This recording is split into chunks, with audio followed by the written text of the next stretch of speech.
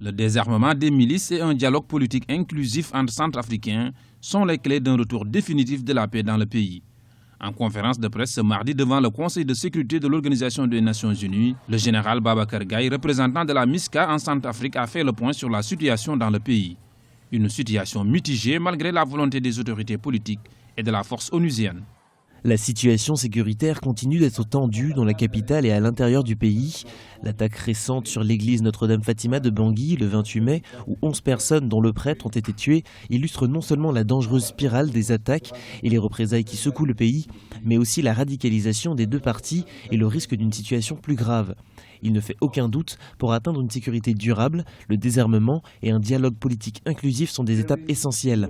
Le récent séminaire animé par le Centre de dialogue humanitaire, à la demande du chef de l'État de la transition, ainsi que l'initiative de dialogue d'une ONG locale, sont des développements encourageants. Ils indiquent que de nombreux Centrafricains sont prêts au dialogue pour apporter la paix. Pour le général Gaye, il est urgent qu'une chaîne pénale efficace soit constituée pour servir de multiplicateur de force à la MISCA, car, dit-il, sans justice, l'action de la MISCA apparaîtra toujours incomplète. Autre préoccupation des autorités, le rôle négatif de certains médias dans le traitement du conflit dans le pays.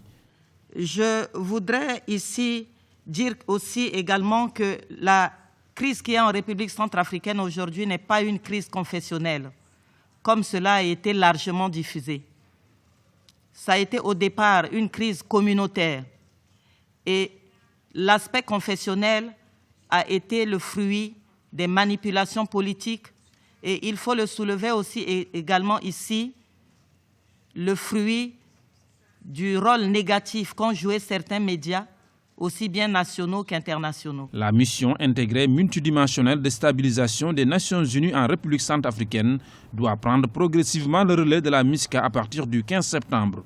Elle doit compter à terme 12 000 hommes issus de plusieurs pays du continent.